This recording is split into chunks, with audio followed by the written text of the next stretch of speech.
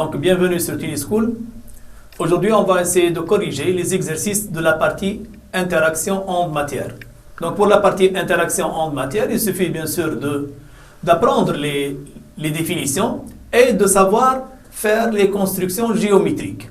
Donc, il faut en avoir les définitions des différents phénomènes et de savoir construire, bien sûr, la construction géométrique concernant chaque phénomène. Donc, on va commencer par l'exercice numéro 1 concernant la transmission et la réfraction. Donc, on commence par lire l'énoncé.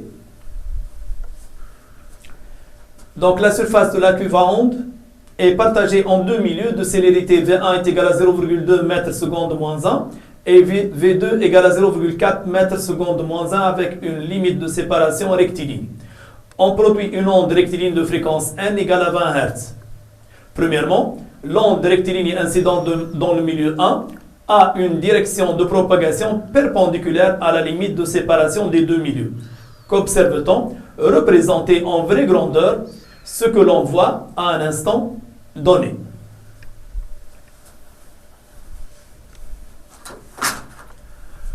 Donc, pour représenter ce que l'on voit, on va essayer de faire le calcul de la longueur d'onde dans le milieu 1, puis dans le milieu 2.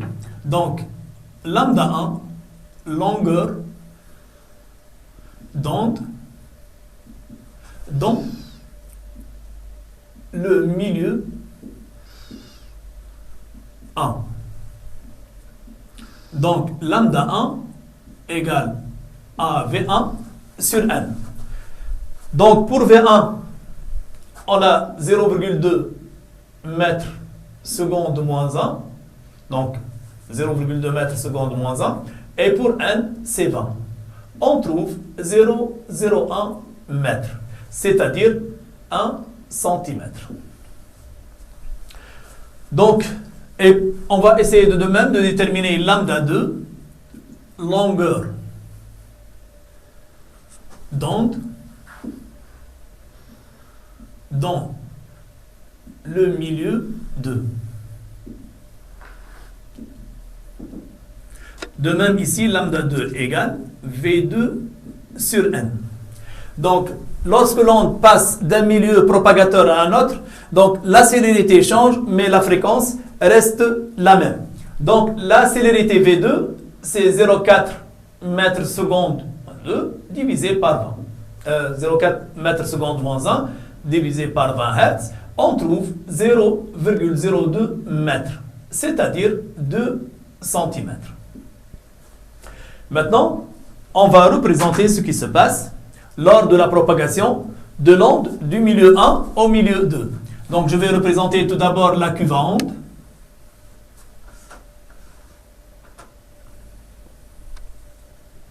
Donc, c'est là la cuve à onde, donc qui contient de l'eau, bien sûr. La limite de séparation, c'est-à-dire la surface de séparation des deux milieux, donc limite de séparation ou surface de séparation des deux milieux.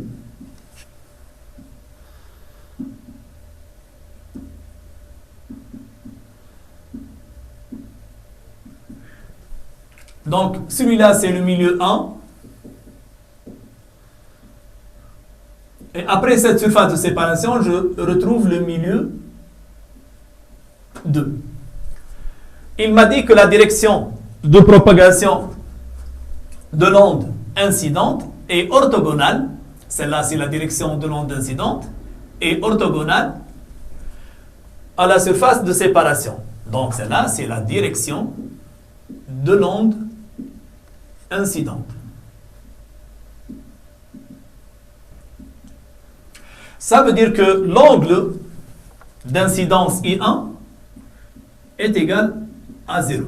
Mais on sait bien que sinus I1 sur lambda 1 est égal à sinus I2 sur lambda 2.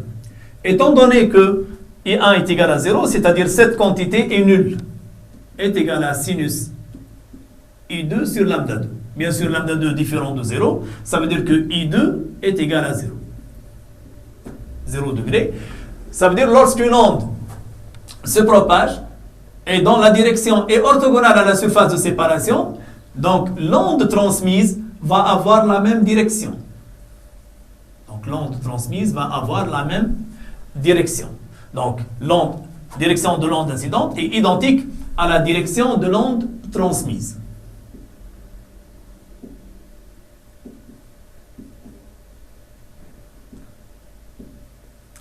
Donc ici, pourquoi l'angle d'incidence est nul? Parce que l'angle d'incidence est formé par la normale.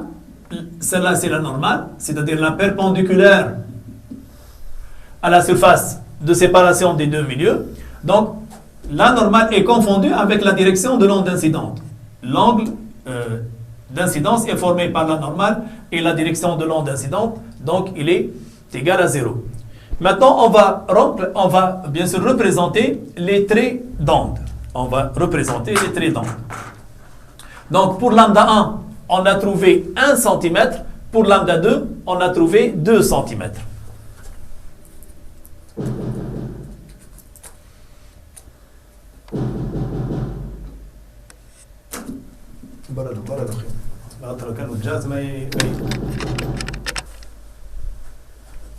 Stop.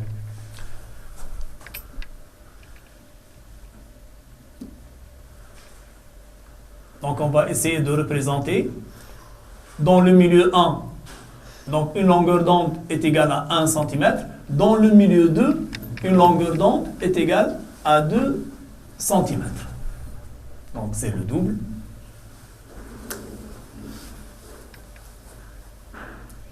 Voilà. Donc les traits d'onde sont toujours orthogonaux à la direction de l'onde. Donc voilà, si vous voulez,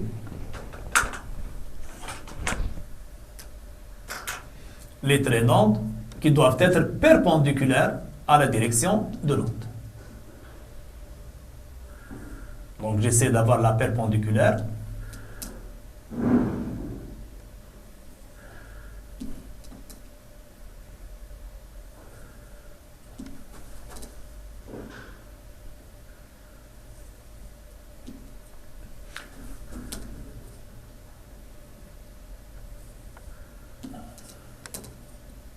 Voilà.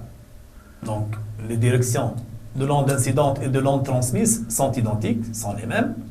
Donc ici, la seule chose qui va être différente, c'est la longueur d'onde.